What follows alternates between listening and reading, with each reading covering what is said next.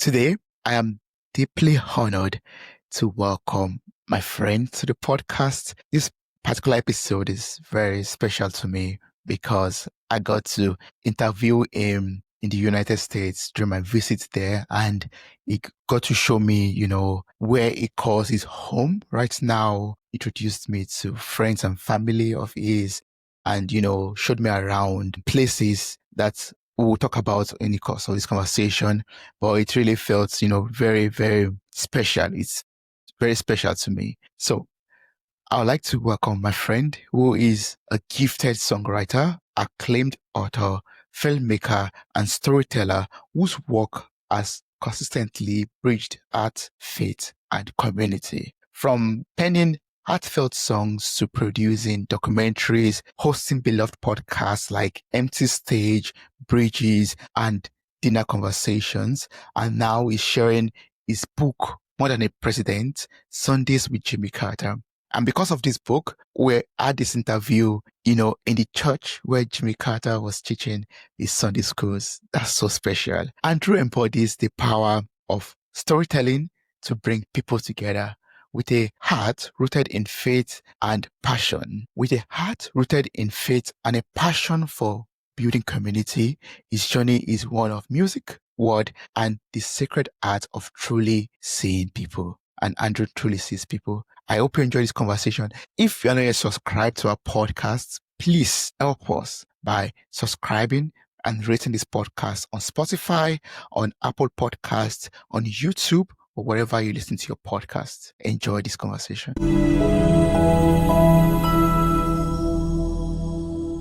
How are you doing? I'm all right. Here in Plains, here in my hometown, Yeah. Southwest Georgia. Here in the church, where I go. Where you go every Sunday.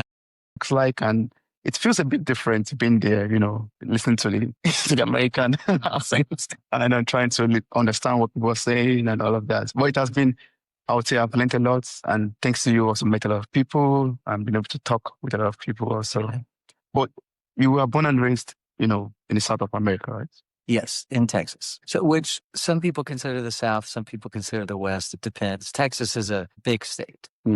So it covers a lot of territory. And where I grew up was just west of a town called Fort Worth, which is a very cattle ranching, historically cowboy, kind of town. And so I grew up kind of on the beginning of the plateau of West Texas, which is very dry and very arid and that kind of Western vibe. So it wasn't until I went to college in Nashville, Tennessee, which is a part of the colonial South, is what I call that, that I realized I hadn't really grown up in the South.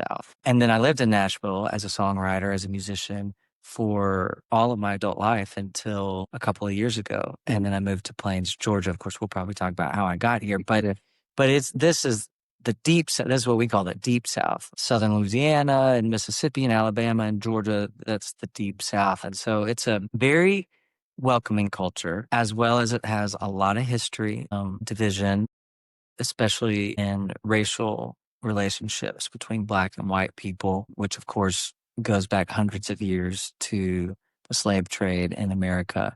And so it has a kind of what I call like a bit of a hauntedness to it that is really charming as well, in the sense of it has a rich, deep history, and it has a struggle through that history, and it is still struggling through that history. And I think the people are doing it together, or they're living the same experience. Doesn't mean everyone is always having the same experience. Some are better than others, et cetera. But all that to say, it gives the Deep South, which is also agricultural land, lots of space. You've seen it. There's not a lot. We have 500 something people here in Plains, and the next town over may have 1,000, that kind of thing. So it's very folksy. And I told you we had the Peanut Festival this past weekend, which draws in thousands of people. It's an annual festival. And I think some of us were teasing you that, that happens. That's every weekend in Plains, which is not. Many weekends in Plains, it's a trickle of a few dozen people. But anyway, so I like the spaciousness. I like the quietness. I like a bit of the hallowedness of the struggle of people trying to do life together. Yeah, that's awesome. You talked about this struggle, and I was opportune to watch your documentary, Plain Spoken. And I, witnessed that struggle, between the Black and the white I love what one of the ladies said. She said, "They are not racists, basically. Yeah, we're all cousins." That struggle and, how Jimmy Carter, helped to, eliminate a lot of the struggle, I find it very intriguing, very inspiring, basically. But I won't us to talk about that yet. I would like us to talk about you. And, you know, when going through the application, I found out that you describe your life work as storytelling through music, through songs, through books. We'll talk about your new book also, Sundays with Jimmy Carter also. And so I'd just like to learn, like, what does story mean to you, and why do you think it's such a powerful way to connect people? Yeah, that's a great question. And I'll back up a little bit for anyone listening that Plains, Georgia is the hometown, the birthplace, the hometown, lifelong hometown of our former president, Jimmy Carter, who's the 39th president of the United States, as well as his wife, former First Lady Rosalind Carter. So that's why when you hear Jimmy Carter and us talking about Jimmy Carter, that all came from this place, this spot. This church is where he taught Sunday school for years. But as far as storytelling, to answer your question, I think the art of storytelling, what's beautiful about, I can only share truly, authentically, sincerely, I can only share my story. You can only share your story.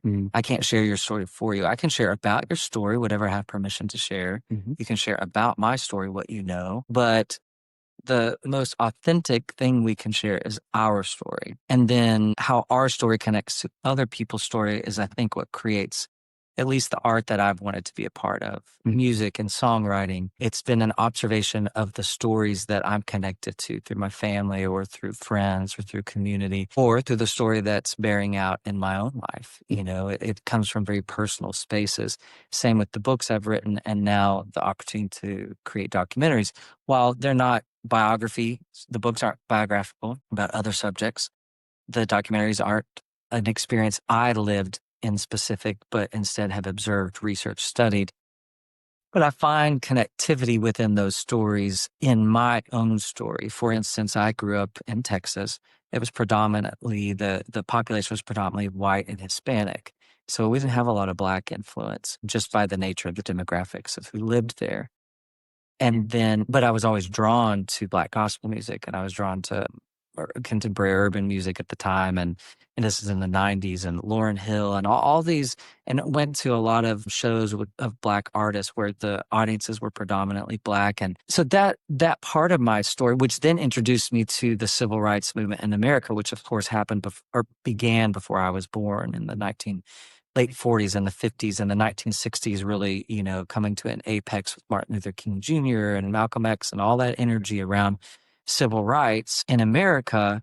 Well, then I began to study that and became really interested in the relationship between white and Black people in America. So when I told the story of Plain Spoken, which is about race relationships in the Deep South, set in Plains, Georgia, involving Jimmy and Rosalind Carter, that was just a ton of my influences coming together that gave me maybe the credit to tell that story because I had been interested in the journey of Black and white people and also not just interested from afar, but in my own relationships with Black people, trying to understand a different perspective than my own. And then Jimmy and Rosalind have been heroes of mine for years, the way they've interacted in the world, the way they have shaped their work until the days they died, inspired by their attempt to follow Jesus. Well, I attempt to follow Jesus. And so that's part of my story. And then it all connects. So storytelling is powerful too, because it's not always about opinion. It's about observing someone's experience and then sharing that experience.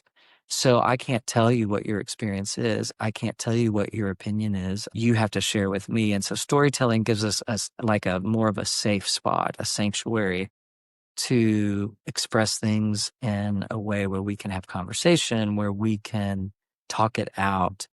Rather than, like, I don't think posting on Facebook is a form of storytelling. Now, maybe you can share, people share beautiful posts that are like writing a poem or a book or whatever. So I'm not trying to overgeneralize, but it's not in the art of conversation. Facebook is not a storytelling platform.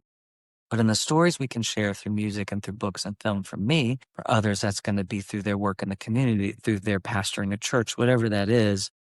It's the opportunity to be able to share space with other people, but for the purpose of listening and understanding and observing, not just telling. It's sharing. Sharing. Yeah.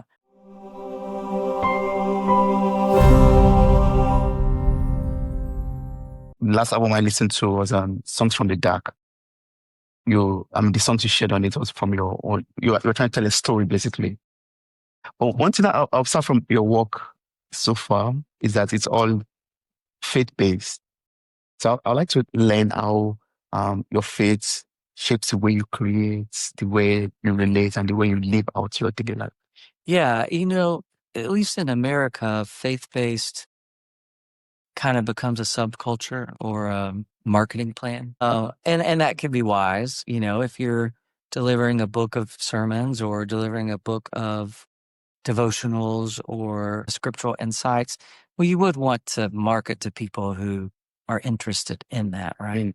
I think I am evolving and growing and expanding. I could never separate myself from my faith in general. Any conflicts I have within myself is probably driven by my faith. Now, I always want to test that out. Is that a conflict because this is challenging my followership of Jesus, or is it a conflict because the culture of Christianity where I live says that's a conflict with following Jesus? Those aren't always the same thing. And it's up to us and the Spirit in our life to bear out and to discern what is true and what is not. And we'll never do that perfectly in this context. We can try. And so I think my trying has always really been my impetus for making and creating what I create. And my faith in God, my attempt to follow Jesus has always been a part of my trying. Now, I have never been mistreated by the church in America. Some people have been really hurt by their congregants or by a pastor or by messaging from religious institutions. That's not been true for me. I can see the possibility of that happening at some point in time, but it hasn't totally been true for me. So I have found my own sanctuary within congregating and worshiping God alongside other people. But I do think culturally in America, we're in a strange place, and maybe always have been, with Christianity and the representation of Christianity. If really the representation of Christianity should be the representation of Jesus. Yeah. We're little Christ, that's what Jimmy Carter always said. Remember, we're little Christs. And so I have found some of that messaging somewhat troublesome. Some of the current messaging that is intended to represent the Christian church here in America and more modern America, and really even just more troublesome in the last 5 to 7 years. So I'm finding that I want my work to more broadly represent or to more purely represent. And therefore it may no longer totally be in the faith-based market, if you will. It will always be driven by my faith. I will always see story through the lens of that of that in every life there is a story of God bearing itself out in that person. So I'll never be able to disconnect from that. But I do want people to be able to approach it from all walks of life, from all religious backgrounds or any religious background. I don't want subjects to just be people who are making a living in a faith-based or church circle, which I have no problem with that. That's just what I feel more an expansion within me of wanting me to do through all the series that I've hosted in the past, podcast and streaming series. And those have largely invited people in the faith space as guests. I want to expand beyond that and still have people who are very involved in faith circles as a profession on those shows or as a part of my projects, but that not be the purpose. And really, to be honest, Jimmy and Rosalind Carter were part of the inspiration for that expansion within me, because they never derived their income from being a minister in a particular church or from being a speaker in the Christian conference circle or whatever. And they probably could have been, because their Christian faith was so well known and so much a part of, they were so vocal about it. But their work continued to serve all people that they could get their hands on, and that was, I believe, inspired by their Christian faith, which I think is what resulted in such powerful or achieved such powerful results and impactful results.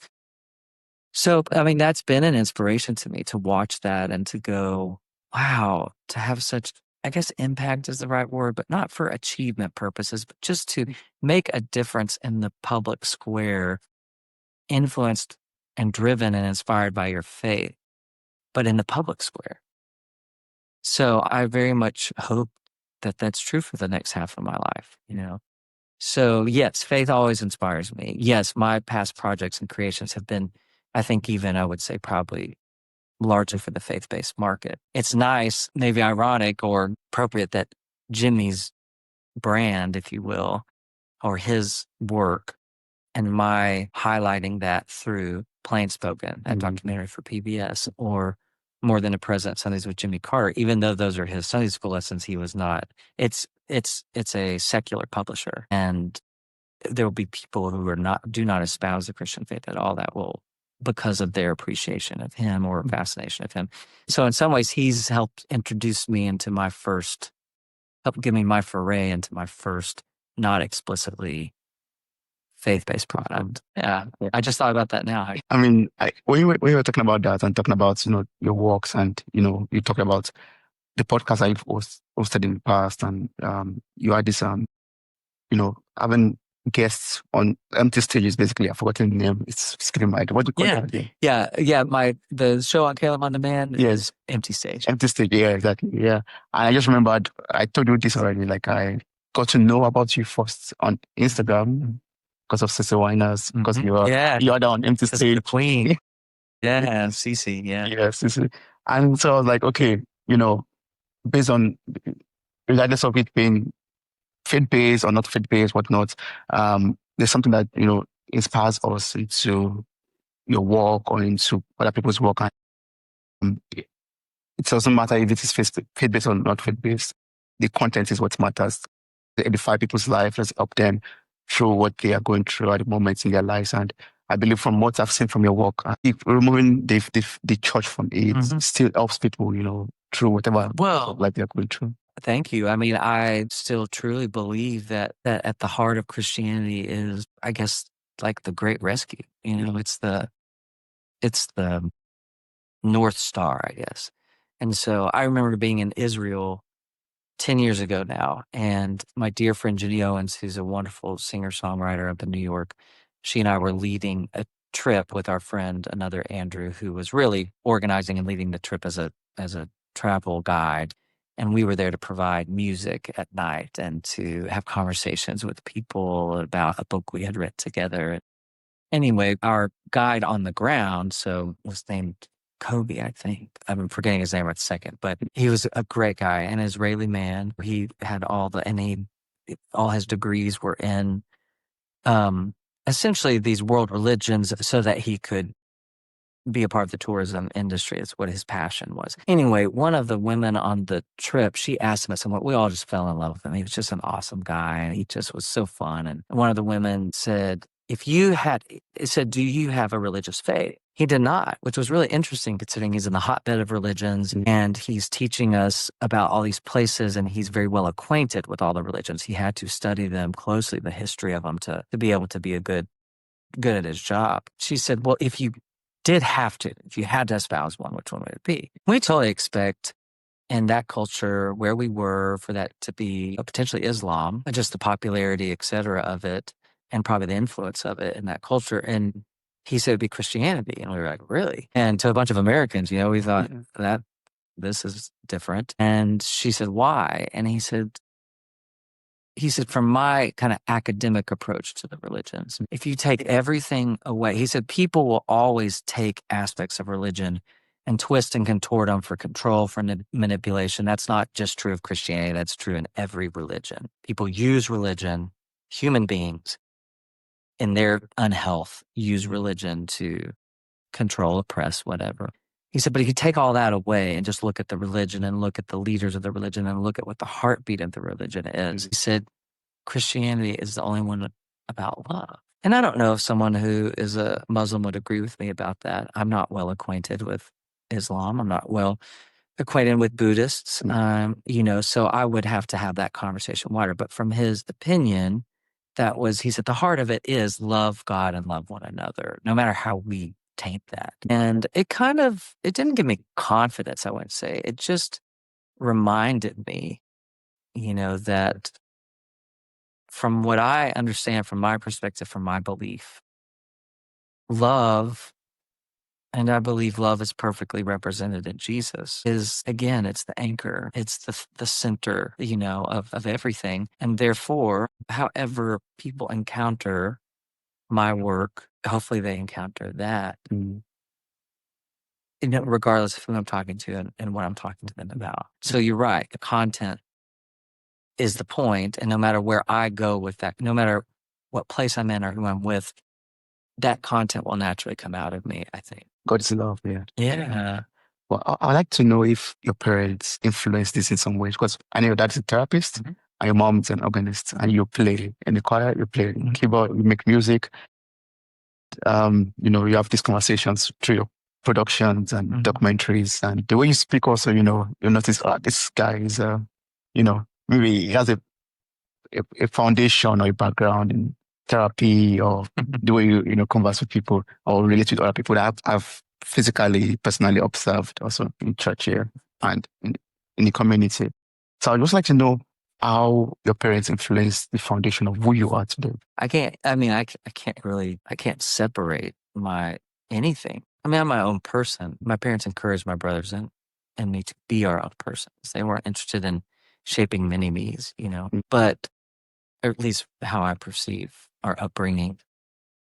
But I can't really look at my foundation and not find my parents. So I think, how did they influence me? I mean, in what ways? I can't figure out a way they didn't. But when you were asking the question, I thought for the first time, my parents, they were so involved in the church, I just have always thought of them as people of faith, and they are. But their individual careers were not necessarily solely based in the church. Now, my dad was a therapist, but it was a pastoral counseling center, meaning that, or this is what I understand, is that it was really a Christian worldview was informing even his practical advice. He was not evangelizing people. People of all different faiths came to his practice to be counseled and to be helped through their problems. Yeah. But that my dad and the other counselors, I think it would assume in his practice, were informed by the healthy standards of, I guess, a Christian lifestyle, or a lifestyle that is trying to follow Jesus. Again, I've gone I've had 2 counselors in my therapy life, and both have been Christians. We rarely talk about Jesus or God, or can, if that's what I want to talk about. We talk about very practical things, what I'm struggling with, what I need help with, what are some healthy steps to take to try to correct some things, or challenging my thoughts and beliefs about things. But it's not a Bible study, right?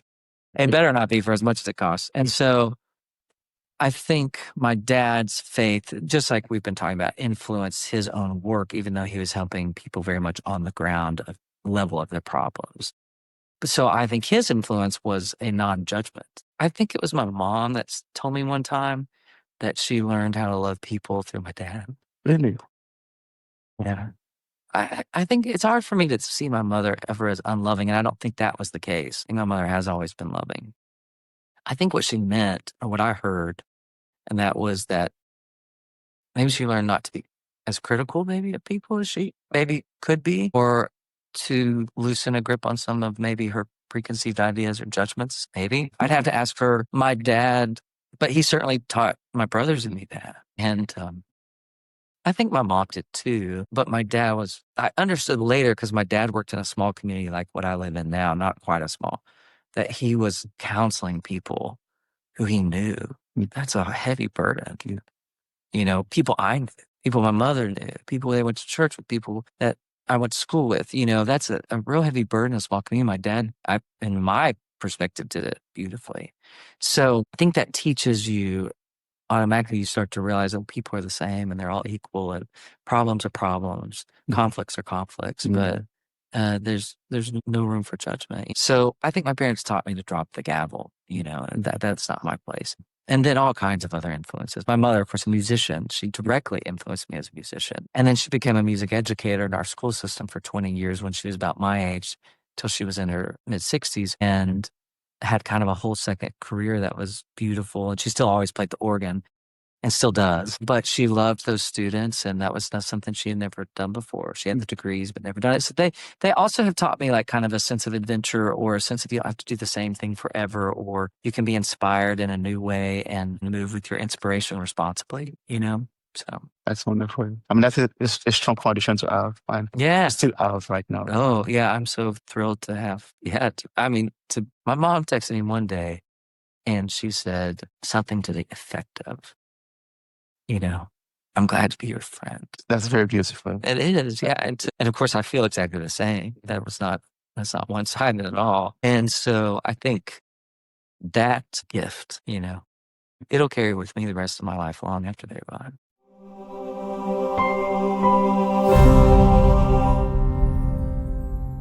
I wanted to ask that question because, getting to know you so far, I know how important your parents are to you. And from what we've shared so far, how you converse with them, discuss with them, and, spending time with them. And you've been like friends, I find that very, very wonderful.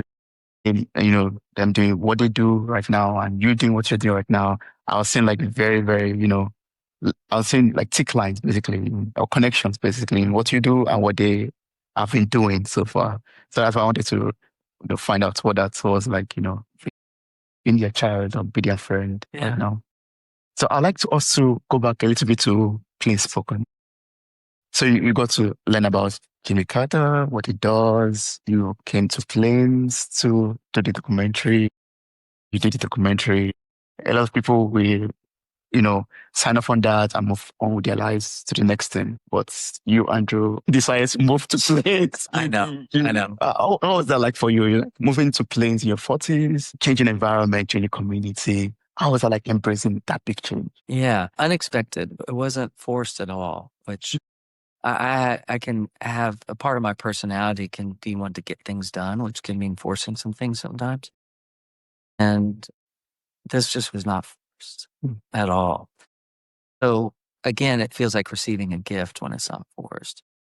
And I was, we filmed for a couple years at least. I've researched before that even, I'd been in town before that. But when we started filming in 2020 through 2022, when we got done filming, I realized I would miss my new friends in Plains. And it didn't feel like new friends at all. Felt like we had always known each other, at least to me. And so I started looking. There was a little small house for sale here. And I thought I would just I was able to afford it and thought I could just redo it slowly. It was an older house and have a place I could come anytime I wanted. I could be in Plains whenever I wanted, and other people could use it too. I love people in and out of my house. So I did that for a couple of years, and then my friends in my community and family in Nashville, where I've lived, where I thought I would live till the day I died, they're the ones I said, why don't you experiment with living in Plains for a year? They could just see it in me. And I wasn't wanting to leave Plains, at least as far as leaving home. And I tested out for a year, rented my place out in Tennessee, so I couldn't go back. And like 2 or 3 months into that situation, I was like, well, yeah, and so when my tenant's lease was up, I sold that house and moved down here permanently and became a Georgian. And yeah, there's always a little fear in it that it's fear of myself. It's not fear of anybody here in Plains, or it's fear of me not knowing myself enough. Am I making the right decision? Am I going to get, I've never felt that way. I never felt, oh my goodness, did I do the wrong thing? I mean, it's a significant difference coming from Nashville's a very metropolitan city now to a town of 500 something people. But I have felt more myself, more connected with myself. And I think that goes back to my upbringing and all that. Now, I am starting another documentary in January. Yeah. And a lot of my friends have said, we're just going to move there. But it's in Baltimore. It's around Rockville, Maryland is what it's based out of. I'm not moving to Maryland. And I don't think that. I think this was just a combination of people and place we find our souls are at rest. He said, we only find that if we're lucky a couple times in life. When we find it, we must go. So yeah, I had to go. And I hope they'll receive me for as the rest of my life. I hope I do. These people feel like family, this community. So I know I will make mistakes, and I know I will hurt somebody at some point, and will be hurt myself by somebody. That's all a part of relationship. I just hope I do them proud. I hope they are glad that guy moved here. I'm sure they're proud that you moved to. I hope so. Yeah. Because I mean, I don't want to take a survey yet. I've been here since I mean we're recording on Monday. It's Monday, and I've been here since Friday. Everyone's just like saying Andrew this, Andrew that, and Andrew Greer. And being in church on Sunday yesterday also, everyone knows Andrew, and you have to do a lot of things around here. I mean, I feel like sometimes I feel like you've been here for like 10 years or 20 years, that's so integrated into the system. yeah. And I think last night when we were coming back from the Mexican restaurant, I was just asking myself, reflecting a little bit, or sitting at the back and watching all of you or listening to everyone speak. And I was like, I think I kind of understand why Andrew moved here right now, because the warmth you feel from the people, like they don't let you feel like you are not from the community, or they don't even. For me, my skin color, nothing like it, nothing. We went to a Mexican restaurant, a group of, I think we were 6 of us, Yeah. and I was the only black person, and I didn't feel out of place for any reason. Just the warmth you feel like from the people, the love, and you feel that love from them. I think Yes, what you feel is what I feel. I feel lucky. Yeah. So I'm thrilled that's your takeaway. I love having people visit, and people from different walks of my life love coming to visit. It's just such a unique place. And it's been cool to see.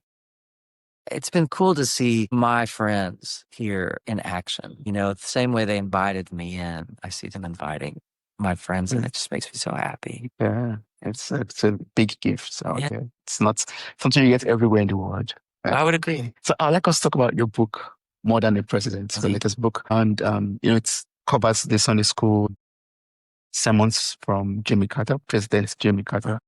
So I'd just like you to, tell us about the inspiration behind you, doing the research, doing the work, to put everything in the book. What can we learn from I'll combine it also with plain spoken. I watched what Jimmy Carter was doing, President Jimmy Carter was doing in the community service and, humanity also and community. So I don't know if you could combine all of that. Yeah. Well, first I would say I'm just so deeply honored that I got to steward these. I'm newer to the community. I'm newer to the legacy. I can think of, a dozen other people that could have done it just as well and had more lived experience than I had with the subject matter. And so feel very honored that I would get to occupy this space, and again, hope to do people proud. The Sunday school lessons, so President Carter taught Sunday school, essentially Bible study, in this church that we're in, Maranatha Baptist Church, for essentially 40 years once he came home from the White House in early 1981. Whoever wanted to come. From what I understand, they never advertised it. It was just a grassroots swell. And over time, people started learning about it. They did start letting people know what dates he would be here to teach. But he taught on average, I think, half the Sundays each year. And of course, if you know about President Carter's life post his presidency, became what I would say he and Rosen became some of the greatest humanitarians in the last 50 years through their work with their nonprofit, the Carter Center, which works to eliminate disease. It works to mediate peace with conflicting nations and communities. And it also works to essentially host or infrastructure democratic elections, free and fair elections for countries that formerly under dictatorships, et cetera, which is a very dicey work. I mean, they did, and the Carter Center is doing hard work that is not always successful, which I think is part of being a part of successful work, is doing the hard work, regardless of winning or failing. All that to say, his Sunday school lessons brought him, I feel like, back home, in that, from what I understand, he taught Sunday school from his early life while he was in the Navy, after he came home from the Navy to become a peanut farmer and to reconnect with the community he grew up in, taught Sunday school. When he was president of the United States, he taught Sunday school at the church that he and Rosen went to at First Baptist Church, the city of Washington, D.C. I think the Sunday school teacher of their couples class that they were just attending asked if he would substitute occasionally, and he said, sure. And luckily someone had the wherewithal to record most of those. So in this book, I listened through literally hundreds of lessons. They're really well archived at the Jimmy Carter Presidential Library in Atlanta. We, of course, have archives of them here, some of them in church. That's where I first discovered, like, oh, we have a lot of these archives, and they've not really been heard or read or seen in different ways. They've been exploited, well, in some small ways. Like there was a collection of them that came out on CD about 20 years ago. There was a devotional book where they really reduced the lessons to just bite-sized chunks about 15 years ago. But I realized that his lessons kind of in full, which were really meaty because of his experience in the world, throughout the world, including the regions where the Bible takes place. I mean, he mediated the only successful peace agreement between Israel and Arab nations with the Camp David peace accords in the 70s. And that was very much inspired by his faith, which inspired his love of the Israel and the Palestinian, the Arab nations, because that's where our faith began, in the sense of the lives where the life of Jesus took place. And so all of that gives such weight to his words and the lessons. It's not just going through the scriptures, but then when he goes through the scriptures and his insights about the scriptures from a historical perspective, but then also from his lived experience of trying to follow Jesus. It's just profound. And also to think in our American culture, a president of the United States faithfully taught Sunday school, faithfully held to a moral code, that had integrity and character in it, was married to a woman for 77 years faithfully. And I guarantee you that faithful part of that was a part of his understanding of following Jesus and her understanding of following Jesus. I'm sure it's not easy to be married 77 years. I would have no idea, not even one, so all of that life experience comes into these lessons. And so then I picked some of what I felt like would translate to the page the best, because he delivered them as an oral lesson. Yeah. And so that's kind of how do they translate to the page? He wasn't writing them out on his typewriter, his computer, or anything like that. So I picked what I felt like were the best couple in the 1970s, 80s, 90s, 2000s, 2010s, and then the last year was 2019 that he taught. And so it's a collection, and you see some of his own evolution and his spiritual beliefs and thoughts and perspectives and understandings. But we tried hard, the publisher and I, not to over-edit them. So I wrote introductions to each decade to give a context of here's what Carter was doing, here's where he was at in his life, here's a snippet, a snapshot that would then kind of help framework these lessons that he taught during that era.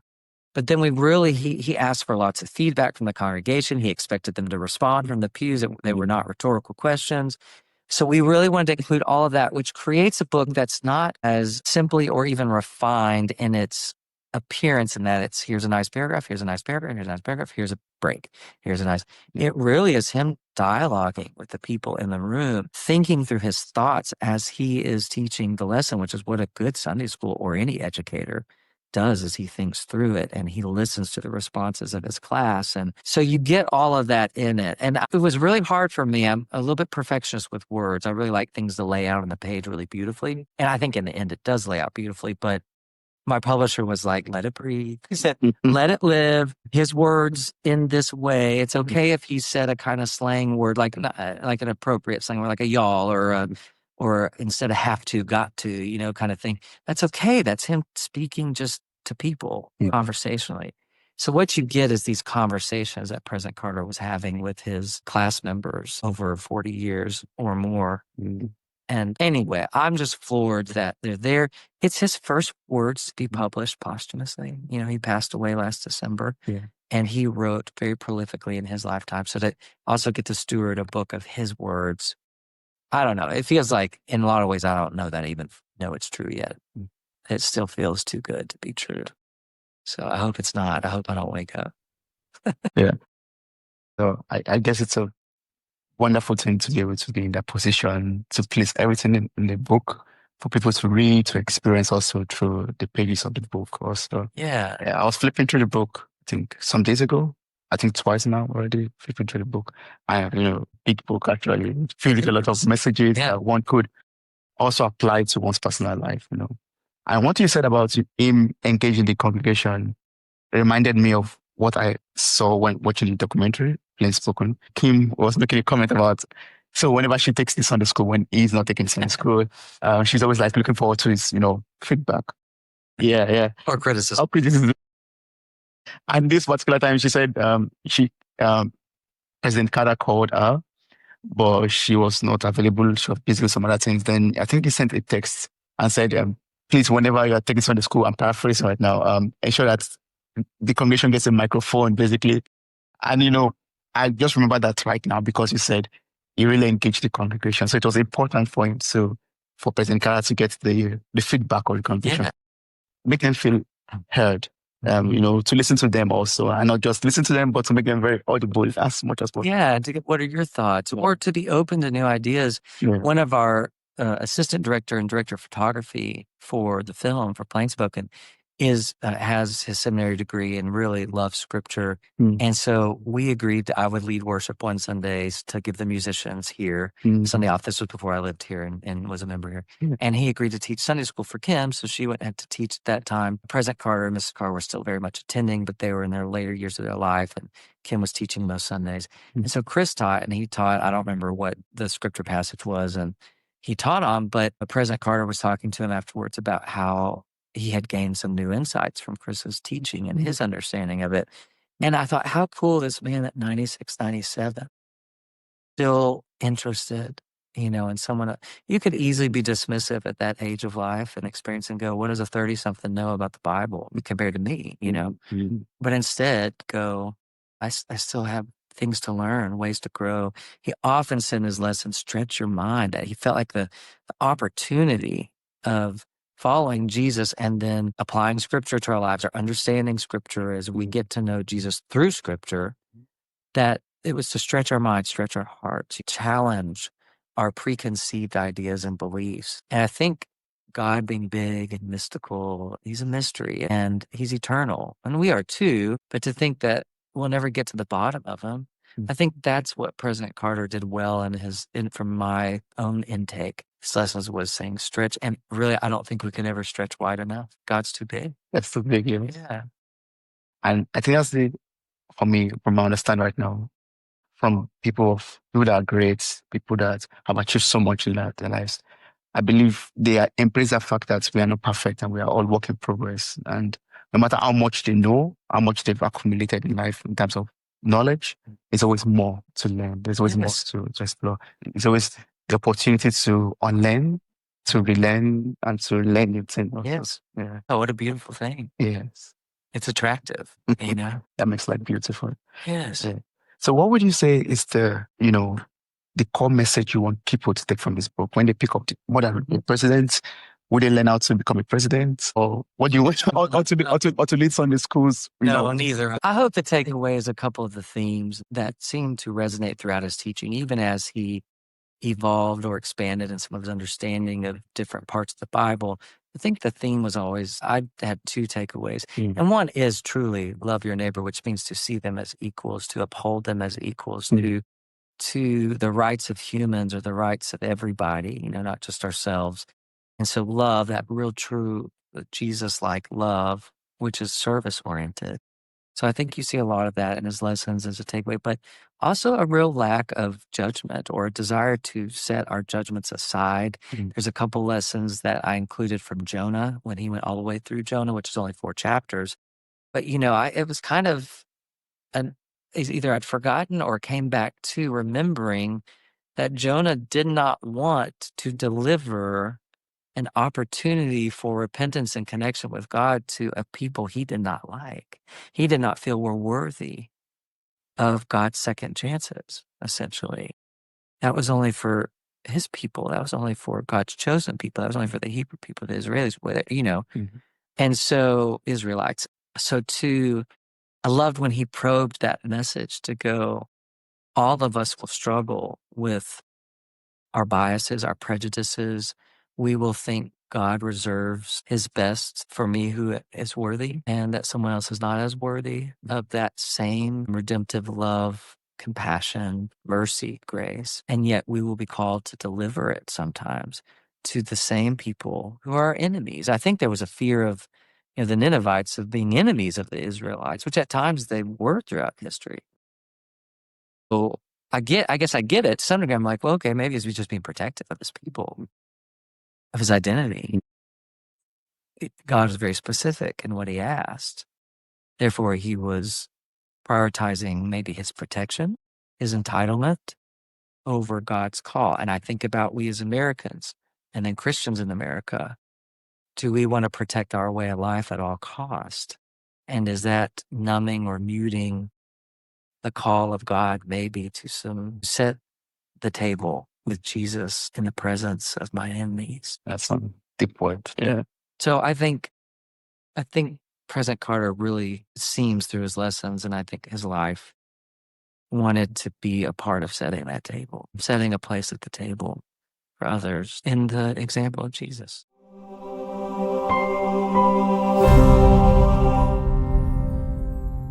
We had a good time in between working chores, in the yard, around the barn, and in the fields and streams. As a boy, I was an avid reader, as was my mother. It was reading books that opened my eyes to the world that I didn't yet know as a boy. I don't think there's any way to explain my life, or to explain Rosen's life, or to explain our advancement after school without understanding the Plains High School and what it meant. Every Friday we had a debate. The advanced debaters, went on to the district meets, sometimes the state tournament. So we had a constant, stimulating, academic, intellectual life. He's still teaching Sunday school class at 95, and he's doing it not just for the church, but he's doing it for the town. I have utmost respect for him. Incredible person.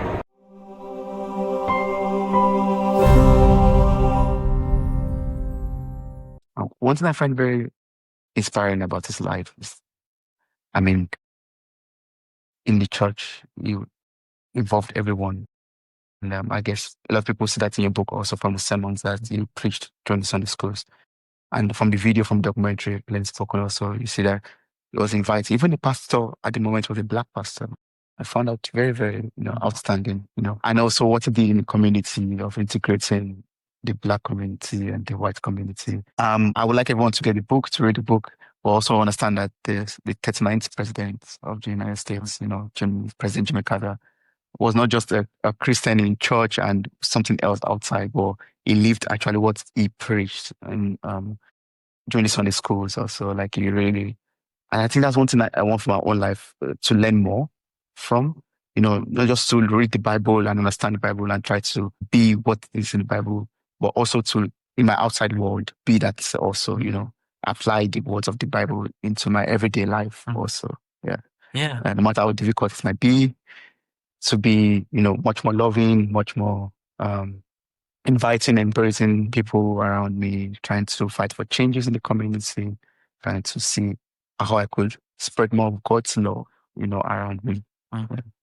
Yeah, and that no matter what positions we hold, we're never above or exempt from serving others and testing our own thoughts, our own intentions, out of humility and service to others. I think that is one of the beautiful portraits of President Carter, is that he did at one time, arguably hold the most powerful position in the world, and yet continued to weigh and test and his own heart, his own motives, to humble himself before others. Mm-hmm. It's a wonderful example to see another human being do that, who has achieved the heights of success in human, man-made terms. But it goes back to, the example of Jesus is he emptied himself, right? So I guess that's our ultimate calling.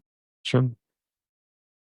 So, Andrew, from your music and documentaries and work that you do out there, what would you want the listeners, to hold on to, basically, from everything that you do? I think the same thing we just discussed about from the More Than a President book and from the lessons, that we can't get to the bottom of God. So our eternal opportunity is to just get to know more and more and more, and to then embody more and more and more, and I think that'll, get us back to the Eden we were created to be in.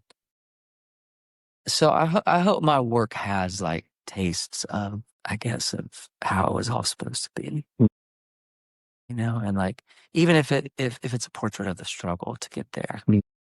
that there's something holy in that for us humans to struggle through, press on, press forward, move through.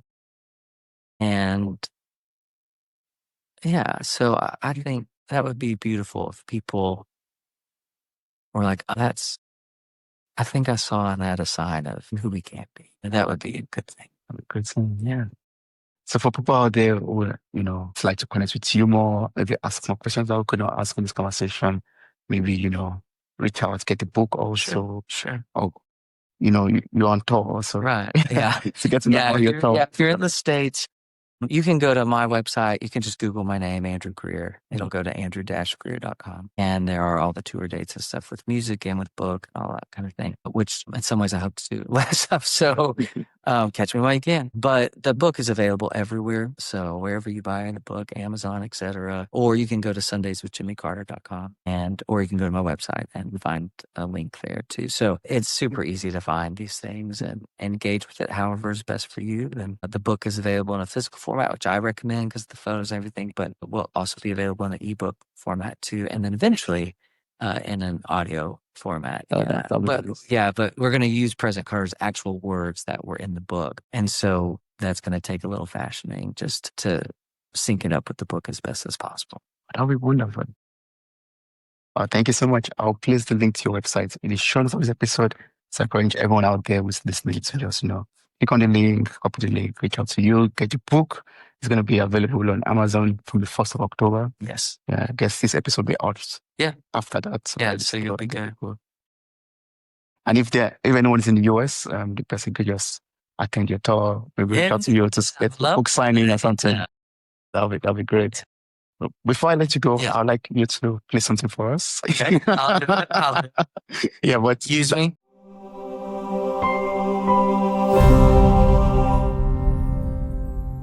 Lay me down in the redder clay, 'neath the arm of Mary's song.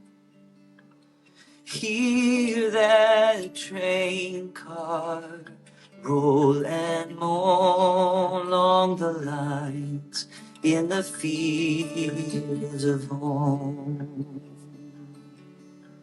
The ease and bend of a stitch and dim hands along the wither of my old friend. Every trot and lope, every step he knows, young and free in the fields of home.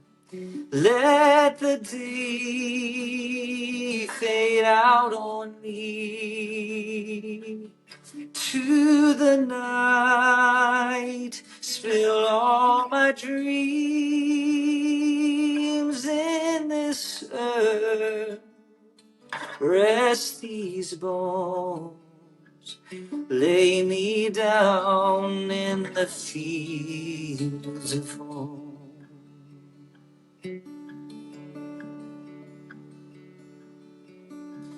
His old hands have known this land, and I have known him strong and kind. From these blooms we have bloomed and grown in the love in the fields of home. Let the day fade out on me, to the night spill all my dreams. In this earth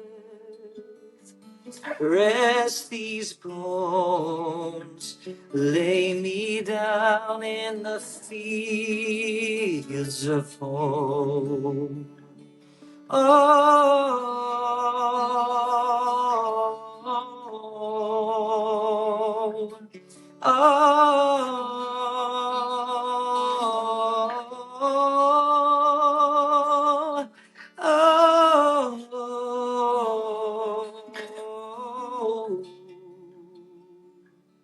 lay me down in the fields of home.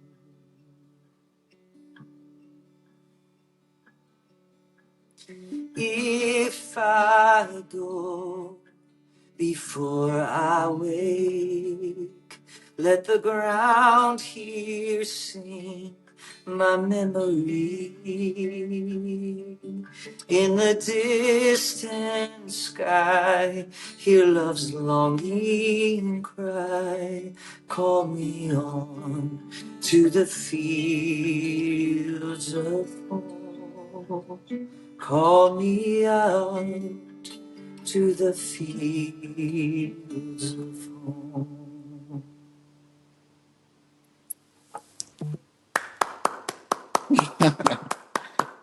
So, thank you so much. I hope you want them to hear you clapping. Yeah, let's.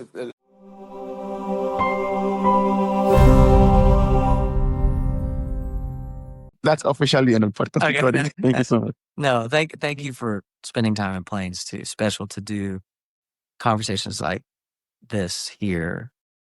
Every time I had the opportunity to speak with President Carter, and I think this is the tone of the people here too, and it's now my tone too. He would always say, "You're always welcome," and that's true for you too. Thank you so much. Thank you. Awesome.